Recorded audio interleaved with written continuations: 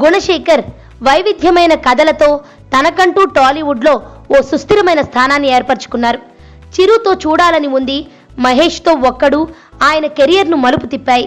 తాజాగా ఆయన అనుష్కతో రుద్రమదేవి అనే చిత్రం తీసి హిట్ అందుకున్న ఆయన మరో హిస్టారికల్ మూవీ చేయబోతున్నారట. తల్లి గర్భంలో నుంచే విష్ణు భక్తిని జీర్ణించుకుని భక్తాగ్రగణ్యుడిగా ఖ్యాతిగాంచిన భక్త ప్రహ్లాదుడి జీవిత చరిత్ర ఆధారంగా హిరణ్య కశ్యప అనే చిత్రాన్ని నిర్మించనున్నట్టు ప్రముఖ దర్శకుడు గుణశేఖర్ తెలిపారు. ఈ చిత్ర కథ ఎన్టీఆర్ కు వినిపిస్తా అని, అది ఆయనకు నచ్చితే ఈ ప్రాజెక్టు వెంటనే పట్టాలకెక్కుతుంది అని ఆయన చెప్పారు. అంతేకాకుండా గతంలో తారక్ కోసం ఓ కథ అనుకున్నాం, కానీ అది అనుకోని కారణాల వల్ల కార్యరూపం దాల్చలేదని ఆయన చెప్పిన సంగతి తెలిసిందే. మరి హిరణ్య కశ్యపగా తారక్ ఎలా ఉంటాడో చూడాలి మరి.